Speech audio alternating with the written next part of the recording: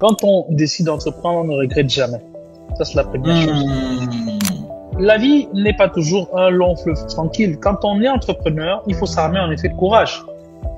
Il faut s'armer de courage, il faut s'armer de niaque, il faut s'armer en effet de volonté, mais attention, il faut s'armer également d'humilité. Ce que je veux dire, c'est que beaucoup de gens de la diaspora se trompent sur un fait. C'est que ils se disent qu'ils sont les messies. Ils se disent qu'en venant, on va délivrer, on va étaler le tapis rouge là. Ils vont marcher et puis ils vont dire, alors, toi tu fais ça, toi tu fais ça. Ils se disent il y a une orchestre où ils sont les chefs d'orchestre. Non, ça marche pas comme ça. Si vous regardez la plupart des gouvernements, la plupart des ministères, tous ceux qui sont en haut viennent de la diaspora. Quelque part, quand vous revenez avec beaucoup d'humilité. Les difficultés, il y en a tellement que je peux vous écrire même 4 livres avec les difficultés qu'on rencontre. Les routes ne sont pas forcément faites, les hôpitaux, la lumière, l'eau, les collaborateurs, les clients qui sont pas forcément honnêtes, les fournisseurs qui sont pas forcément... Il y en a vraiment de tout comme difficulté. Mais la force de l'entrepreneur, c'est dans sa capacité à surmonter les difficultés les unes après les autres. Ce qui se cache derrière la création de Moavis, la création de toutes les activités, c'est un peu comme une forme de vengeance. J'en voulais à la vie, j'en voulais à la pauvreté, j'en voulais au fait que ma mère souffrait et je voulais lui donner un avenir meilleur. Et je savais que le seul moyen de lui donner un avenir meilleur, de donner un avenir meilleur également à mes frères, c'était la création de richesse, c'était la création de valeur, la création d'entreprise. C'est ce qui m'a poussé véritablement à entrer dans ce domaine-là. C'est pourquoi même quand j'ai terminé l'école, j'ai jamais imaginé travailler pour quelqu'un. J'ai toujours pensé à être à mon compte. Parce qu'il me fallait absolument gagner l'argent pour aider ma famille.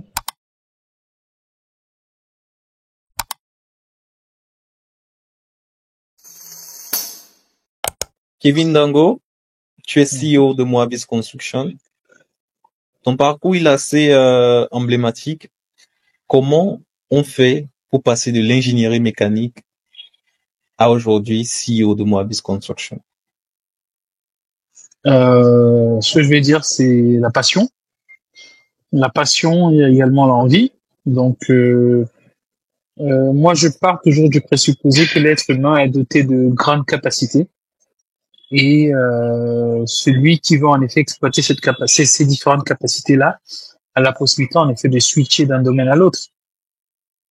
Comme j'ai dit, ce qui me caractérise, c'est véritablement le management. Ça veut dire que ce soit dans l'informatique, le bâtiment, les mines, dans n'importe quel domaine, dès lors il y a l'humain, je me sens très à l'aise. Je peux exprimer en effet mon leadership et mon management. Donc, à la fin, ça n'a pas été véritablement compliqué de passer en effet de la mécanique à l'informatique et de l'informatique au bâtiment, parce que comme j'ai dit précédemment, c'est juste l'envie. C'est vrai que c'est beaucoup de travail, c'est beaucoup de sacrifices, mais derrière, ça reste en effet de l'ingénierie. Et avec un peu de passion, on parvient en effet à switcher d'un domaine assez tranquillement. Si vous prenez le cas d'Elon Musk, vous allez voir que c'est vrai qu'on parlera de technologie, mais hormis ça, il est dans des domaines complètement différents. Il est dans le satellite, il est dans l'automobile, il est voilà, dans véritablement dans la monétique, il est dans véritablement beaucoup de domaines.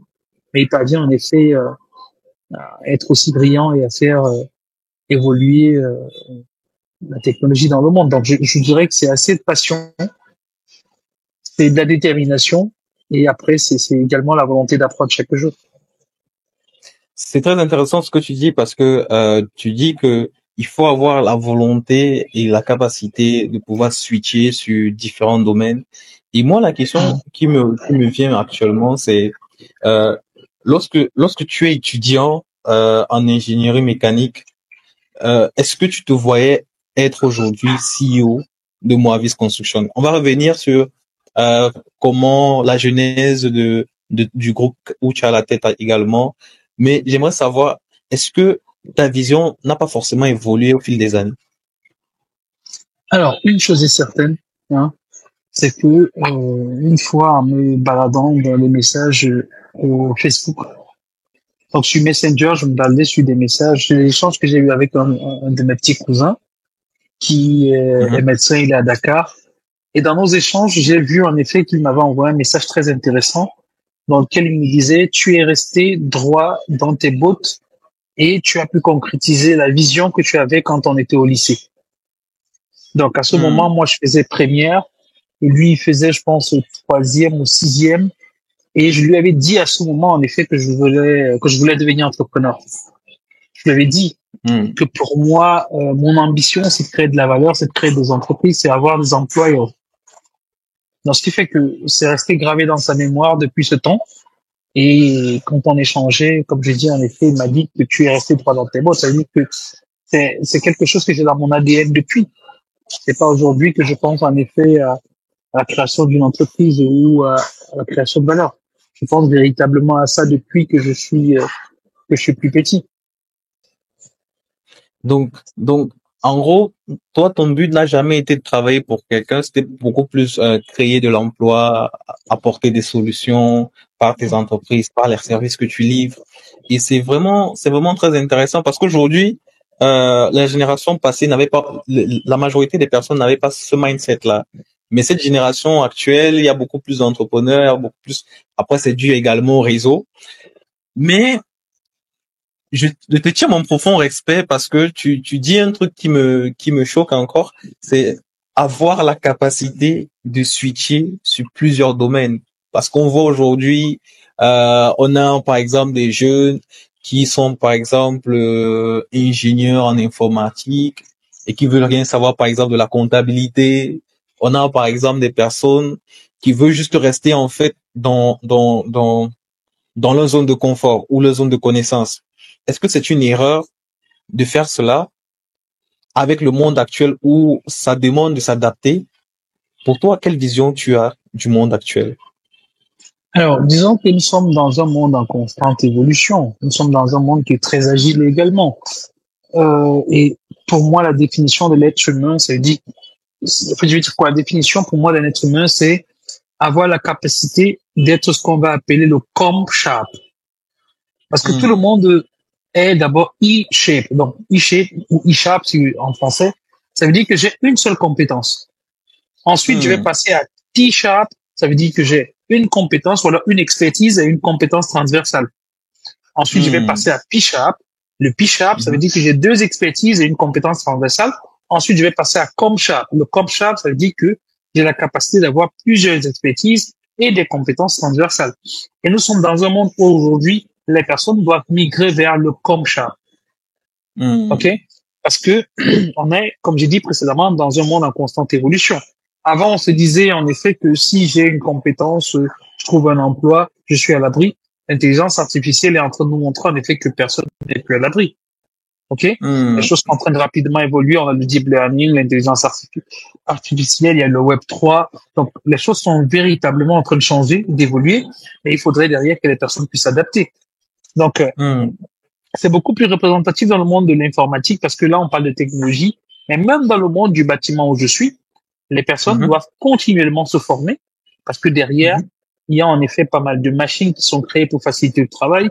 Il y a pas mal de logiciels qui sont créés pour faciliter le travail. Mhm. Il y a pas mal de tâches, pardon, qui commencent à être automatisées. Donc, ce qui fait que les personnes doivent en effet évoluer, se former et s'adapter. C'est-à-dire que il faut, par définitive, tu veux dire, en définitive, il faut être agile. Parce que si on n'est pas agile, c'est clair qu'on perd un peu, notre capacité à pouvoir répondre aux exigences de notre époque. Abordons ton parcours. Ouais. Tu as dit tu as un parcours atypique. Tu t'es Mhm. défini comme quelqu'un qui a des connaissances dans plusieurs domaines, mais ta Ouais. principale connaissance où tu te sens le plus à l'aise, c'est le management et la gestion du personnel. Mhm.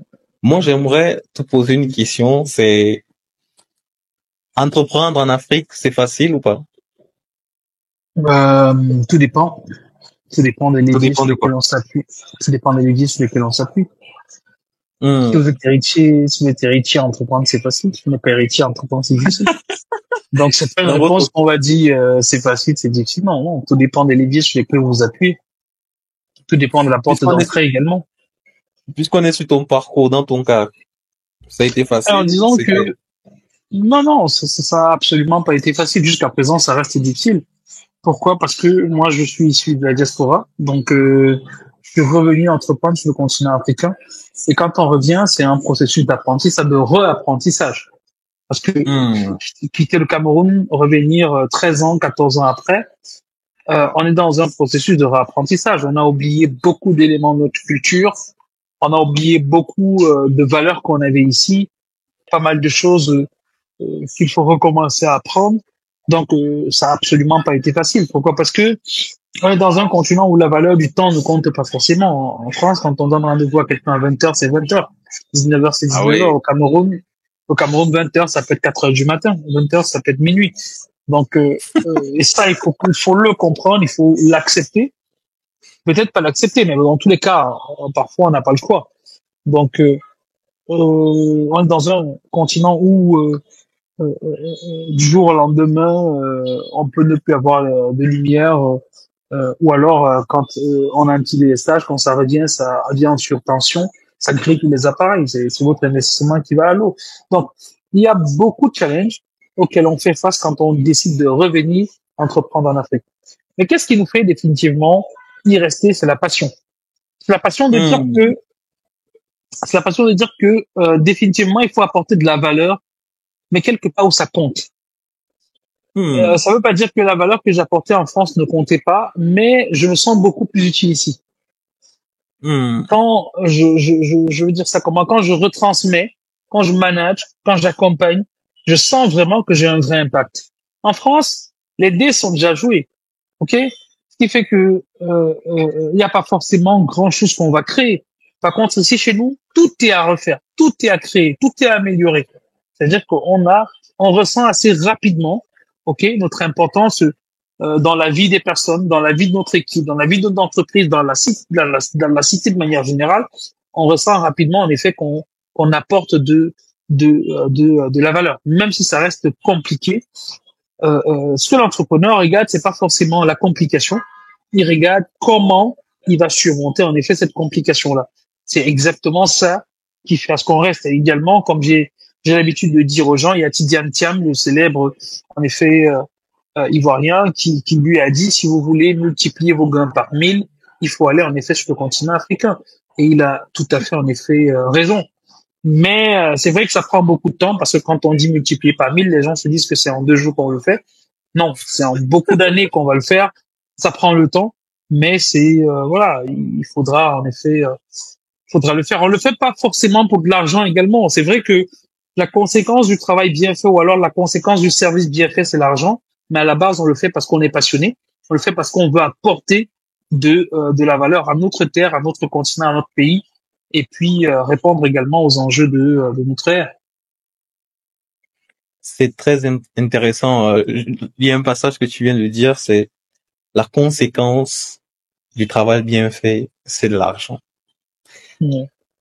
Parlons argent également. Lorsque tu rentres en Afrique, est-ce que tu arrivais avec l'objectif de tout casser, c'est-à-dire les compétences que tu avais, forcément, tu savais que en Afrique, c'est pas la probabilité n'est pas vraiment élevée que on rencontre ces personnes avec les mêmes compétences que tu avais, et donc tu te disais forcément que en 2 mois ou en 1 an ou 4 ans, tu vas prendre tout le marché. Est-ce que quand tu arrives, il n'y a pas cette désillusion de dire que oh il y a cet obstacle, oh je dois m'adapter à la culture, oh est-ce que les gens t'ont mis les bâtons dans les roues? Comment se passe ton processus d'adaptation sur le marché de business au Cameroun par exemple? Est-ce que tu as eu ce processus d'adaptation? Est-ce que tu as rencontré par exemple des grandes difficultés? À quel point même tu te disais fallait mieux que tu restes? Alors, ce qui se passe, c'est quoi? C'est que quand on décide d'entreprendre, on ne regrette jamais. Ça, c'est la première chose. Hmm. Généralement, quand quelqu'un vient, ça frappe un peu, il dit ouais, je m'en vais. Non, non, non, non, non. On n'échoue pas. On rencontre des difficultés qu'on surmonte. Échouer veut dire abandonner. Quand je dis si je savais, je restais, ça veut dire que j'ai déjà échoué. Échouer, c'est abandonner. Et ça ne veut pas Mhm. dire que quand c'est dur, tu vas persister. Non, quand c'est dur, tu essaies d'être agile, tu essaies d'adapter, tu essaies de comprendre, tu essaies de résoudre. Ah, ça, c'est la première des choses. La vie n'est pas toujours un long fleuve tranquille. Quand on est entrepreneur, il faut s'armer en effet de courage. Il faut s'armer de courage, il faut s'armer de niaque, il faut s'armer en effet de volonté, mais attention, il faut s'armer également d'humilité. Donc quand moi je venais en Afrique, je venais Hmm. beaucoup plus avec tout ce bagage-là, mais je venais avec beaucoup d'humilité. Parce que je savais que je devais apprendre. Donc je peux venir en me disant je vais tout casser, oui, mais c'est pas les personnes qui sont là. Alors ce que je veux vous dire, c'est que Beaucoup de gens de la diaspora se trompent sur un fait, c'est que ils se disent qu'ils sont les messies. Ils se disent qu'en venant, on va délivrer, on va étaler le tapis rouge là. Ils vont marcher et puis ils Mhm. vont dire, alors, toi tu fais ça, toi tu fais ça. Ils se disent il y a une orchestre où ils sont le chef d'orchestre. Non, ça marche pas comme ça. Si vous regardez la plupart des gouvernements, la plupart des ministères, tous ceux qui sont en haut viennent de la diaspora. Regardez le gouvernement camerounais, tous Mhm. viennent de la diaspora, tous sont étudiants de la diaspora. Donc quand vous revenez, vous ne venez pas créer quelque chose. Ils sont dans le système. Ils ont été en Occident comme vous et beaucoup de temps avant vous. Ils, ils côtoient l'Occident tout le temps, ils voyagent tout le temps, ils ont les médecins là-bas, ils ont. Donc, quelque part, quand vous revenez, revenez avec beaucoup d'humilité. Et aussi, il faut savoir qu'il y a beaucoup de multinationales qui sont installées au Cameroun, qui font à ce que même ceux du Cameroun parviennent à toucher aussi un peu de technologie comme ce qu'on a dans d'autres pays. C'est vrai que vous venez différent de ceux qui sont au Cameroun, parce que vous venez avec des soft skills qui sont complètement différents. Mais il faut venir avec beaucoup d'humilité.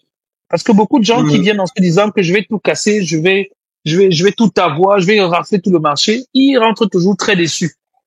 Bah ouais. Aussi pourquoi ils rentrent très déçus parce que la culture, la consommation, le marché camerounais n'est pas le marché occidental. Quand je vais avec une application, je me dis l'application ça va très bien marcher, mais je ne suis pas sûr que c'est dans les mœurs des Camerounais. Donc je dois venir, j'essaie de comprendre la culture, j'essaie de comprendre comment les gens fonctionnent. J'ai plusieurs amis qui ont lancé des applications bancaires, ils se sont foirés complètement. Parce que nous sommes encore à l'ère où les gens veulent toucher le cash. Mais quand ils Ah viennent dire non, oui, ah oui, oui. le marché c'est pour moi, le marché m'appartient, je vais tout avoir.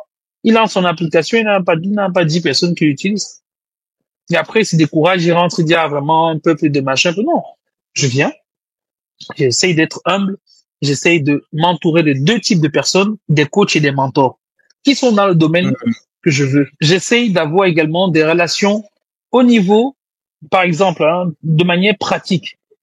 J'ai décidé d'entreprendre au Cameroun. J'ai décidé de Mhm. créer, d'avoir des locaux. Mes locaux seront dans tel quartier. Quand j'arrive dans ce quartier, ce qui serait important, c'est quoi? Connaître qui est le maire. L'avantage, c'est que je viens Mhm. de la diaspora. Je peux facilement avoir des accès. Connaître qui est le sous-préfet de la zone. Connaître qui est le préfet de la zone. Connaître qui sont les autorités, gendarmerie et police. M'entourer de toutes ces personnes-là parce que ce sont également ces personnes qui vont me donner le bon conseil. Si je suis véritablement Mhm. humble. M'entourer également des experts du domaine. Moi, je suis venu entreprendre dans le BTP, j'ai jamais fait de BTP. J'ai pris un directeur technique qui a 16 ans d'expérience. M'entourer également de d'autres mentors dans le domaine. M'entourer des coachs qui vont m'aider. Donc, globalement, c'est tisser sa petite toile et on sait en effet qu'on va s'agripper sur chacune des, je veux dire, sur cette toile-là pour pouvoir avancer. C'est comme ça que ça fonctionne. Mais il faut venir avec beaucoup d'humilité. Vraiment beaucoup d'humilité. Et savoir que votre idée, même si elle est révolutionnaire, elle ne va pas forcément être révolutionnaire à l'instant T. Il faudra un temps d'adaptation. Mais des Il faudra apporter difficultés, vous en également des aurez. stratégies pour. Des difficultés, il y en a tellement que je peux vous écrire même 4 livres avec les difficultés qu'on rencontre. Les routes ne sont pas forcément faites, les hôpitaux, la lumière, l'eau, les collaborateurs, les clients qui sont pas forcément honnêtes, les fournisseurs qui sont pas forcément. Il y en a vraiment de tout comme difficulté. Mais la force de l'entrepreneur, c'est dans sa capacité à surmonter les difficultés les unes après les autres. Et de manière pratique également, dans mes chantiers initialement, ce qui se passait, c'est que les gens me détournaient un peu de petits trucs ça et là. Qu'est-ce que j'ai fait? J'ai processé. J'ai mis en place des process. Je me suis dit, avant, je perdais 10 sacs de ciment, il faudrait que j'arrive à perdre 4 sacs. Qu'est-ce que je fais? Je mets telle règle en place. Je me rassure que ces règles sont respectées. Celui qui ne les respecte pas, sanction. Ça, c'est un premier cas. Ensuite, je m'aperçois en effet que les gens respectent plus ou moins les règles. Je me dis comment quitter de 4 sacs volés à 0 sac. J'automatise un certain nombre de trucs dans mon process et je reviens à 0. Et ensuite, je passe à la contrainte suivante. Et quelque part, ce qu'il faut savoir, c'est que être un entrepreneur et avoir surtout la casquette de manager, c'est avoir en effet des incendies qu'il faut être de tous les côtés. C'est-à-dire ça brûle partout et il faut tout le temps être là en train d'éteindre. En éteignant, il faut se rassurer que la flamme ne va pas se rallumer. C'est pourquoi il faut former les personnes, il faut les capaciter, il faut les manager, il faut les coacher, il faut les encourager pour, en effet, surmonter les différentes contraintes. Mais des difficultés, il y en a à tous les niveaux. Je vais vous dire, assurez-vous, à tous les niveaux, il y a des difficultés. Votre force, c'est de les surmonter. Ça, c'est très bien dit. Comme dans toutes les créations de choses, il y a forcément une anecdote, une histoire qui se cache derrière. J'aimerais revenir sur la création de Moavis Group. Est-ce qu'il y a forcément une anecdote derrière? Alors, disons que moi, oui, c'est l'entreprise, je vais dire ça comment. Vous savez, je vais vous raconter une petite histoire. Mhm, En 2000, je vais rentrer vraiment quand je faisais seconde, mhm, non, troisième ou seconde, je pense troisième. Je vais rencontrer un frère de mon papa mhm, et je lui dis, voilà, j'ai passé mon brevet et tout. Il me dit, oui, mais je sais pas pourquoi avant, j'étais au collège adventiste. Il me dit, je sais pas pourquoi tu es adventiste, ça coûte cher, tu vas aller au village. J'ai dit, ok, bon, moi, je rigole parce que je sais que dans tous les cas, ma mère, elle va pas accepter. Mais le temps que je quitte chez mon oncle pour arriver à la maison, ma mère avait déjà fait ma valise et je devais partir au village. Et quand je vais au village, à côté de ça, je galère véritablement, hein, vraiment. Et je vois également beaucoup de souffrance chez ma maman. Et c'est à partir de là que je décide, en effet, véritablement de devenir entrepreneur. C'est à partir de là où je me dis, quand tu n'as pas d'argent en Afrique, tu es la proie de tout le monde. On se mhm. sert de toi pour tout faire. Ma maman, elle a beaucoup souffert, hein, vraiment beaucoup, beaucoup souffert. Et ici, je décide de lancer en effet une entreprise, c'est tout simplement parce que je voulais lui redonner le sourire. Donc en 2020, je lance Moavis, mais malheureusement, quelques temps après, elle décède. Donc Oh. véritablement, ce qui se cache derrière la création de Moavis, la création de toutes les activités que je lance, c'est un peu comme une forme de vengeance. J'en voulais à la vie, j'en voulais à la pauvreté, j'en voulais au fait que ma mère souffrait. Et je voulais lui donner un avenir meilleur. Et je savais que le seul moyen de lui donner un avenir meilleur, de donner un avenir meilleur également à mes frères, c'était la création de richesse, c'était la création de valeur, la création d'entreprise. C'est ce qui m'a poussé véritablement à entrer dans ce domaine-là. C'est pourquoi même quand j'ai terminé l'école, j'ai jamais imaginé travailler pour quelqu'un. J'ai toujours pensé être à mon compte. Parce qu'il me fallait absolument gagner l'argent pour aider ma famille. Donc c'est toujours comme ça que j'ai eu à raisonner. Ta façon de penser me laisse en voix en réalité. Parce que tu as une vision très pragmatique. En même temps, tu as ce côté émotionnel de penser à sa famille, à ses proches et à ta maman qui est décédée. Mes condoléances par ailleurs. Moi, que je cherche à comprendre, c'est lorsque tu lances forcément Moavis, est-ce que tu as lancé Moavis Group directement ou Moavis déjà faisait dans un domaine précis et après tu as commencé à créer d'autres entreprises et puis tu les as réunies. Oui, disons qu'à la base, tout part du côté freelance, hein. Je suis freelance en France. Quand je suis freelance, par la suite, avec un ami, on va créer une société Easy Training, qui est une société de formation. Mhm, Ensuite, je vais créer maintenant Moavis. Et à la mhm, base, quand je crée Moavis, c'est pour faire mes consultations de formation auprès, en effet, de mes différents clients.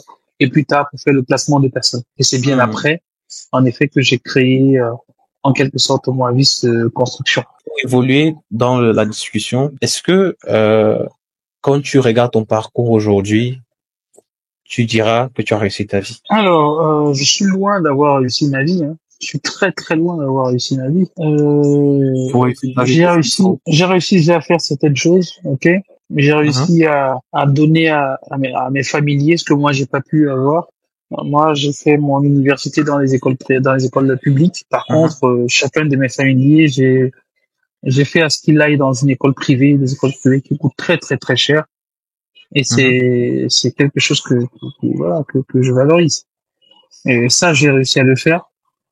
J'ai réussi à créer des entreprises qui emploient des gens, qui nourrissent des personnes, qui font rêver. Et voilà. Mais je suis véritablement loin d'avoir réussi ma vie. Pour réussir ma vie, je dois employer plus de 200 000 personnes. Pour dire que je commence même à avoir réussi ma vie. Parce que j'ai eu plusieurs clients en France dans lesquels Bouygues, quand je vais à Bouygues, on me dit que Bouygues Construction, c'est 225 000 personnes. Je dis, ouais, voilà, c'est ce qu'il faut faire. Voilà l'impact qu'il faut en effet laisser. Donc, pour moi, c'est ça, réussir sa vie, c'est être un capitaine d'industrie et, je veux dire, réussir ma vie, hein, pas forcément sa vie. Réussir ma vie, c'est ça, être un capitaine d'industrie, employer 200, 300, 500, 1 million, 3 millions de personnes, pourquoi pas. Très intéressant. Lorsqu'on parle d'entrepreneur, on parle forcément de quelqu'un qui apporte des solutions, qui développe des systèmes ou qui développe même son entreprise. Mais on ne parle pas beaucoup des épreuves rencontrées. Et pour moi, l'une des questions qui me revient actuellement, c'est en tant qu'entrepreneur, forcément, Mhm. tu en as rencontré beaucoup de difficultés. Mais quelle était la difficulté qui t'a le plus marqué? Ben, c'est des clients qui ne payent pas. C'est des clients qui ne payent pas. Ça, c'est la plus grosse difficulté d'un entrepreneur, parce que l'entrepreneur, c'est le cash flow. Ah ouais. L'entrepreneur, c'est le cash flow. C'est ça qui permet d'investir, d'agrandir la société, de payer les salaires et tout. Mais quand vous restez là, vous regardez regardez les factures que vous avez envoyées, c'est plus de 200, 300, 400 000 euros, et que vous n'avez pas de Mhm. trésorerie et que vous devez payer les salaires, c'est très stressant. C'est la pire chose que moi j'ai vécue. Est-ce qu'il y a une Donc, anecdote que tu peux nous raconter sur un travail que tu as fait et le client était malhonnête? bah écoutez, il y a plusieurs types de travaux qui sont réalisés. Il y a l'expertise. Hein. Il y a de cela pas plus d'un mois. J'ai fait l'expertise, je suis un gros client, mais après avoir dépensé pour déplacer des collaborateurs, des ingénieurs X, Y, Z, quand vous rédigez votre rapport à la fin, il vous dit qu'il n'en a plus besoin. Ouh. Non, mais est-ce qu'il y a pas eu un process derrière d'accord contractuel pour commencer à évoluer dans Oui, ce oui, sens-là? il y a l'accord contractuel, mais vous savez, quand vous avez en face de vous une baleine et que vous êtes un petit poisson, c'est clair que vous allez vous faire dévorer. Donc parfois, on se Hmm. dit, bon, on va laisser, si un jour ils ont la bonne feuille, ils vont payer, sinon pas de bonne feuille, ils paieront pas, et puis on passe à autre chose. L'une des choses aussi que j'aimerais te poser comme question, c'est comment est-ce que tu recrutes chez toi, chez Moavis? Comment est-ce que le recrutement se fait? Est-ce que pour toi, tu attaches euh, un œil particulier sur des skills que tout travailleur à Moavis Group doit avoir? Oui, oui, j'accorde une importance particulière aux différents skills, hein. J'accorde une importance particulière au côté interpersonnel. Quelles sont vos valeurs? Qu'est-ce que vous défendez? Quelle est votre vision? Qu'est-ce que vous recherchez? Parce que pour moi, une entreprise, c'est avant tout les collaborateurs. Et si on dit que c'est les collaborateurs, ils doivent travailler dans une certaine harmonie.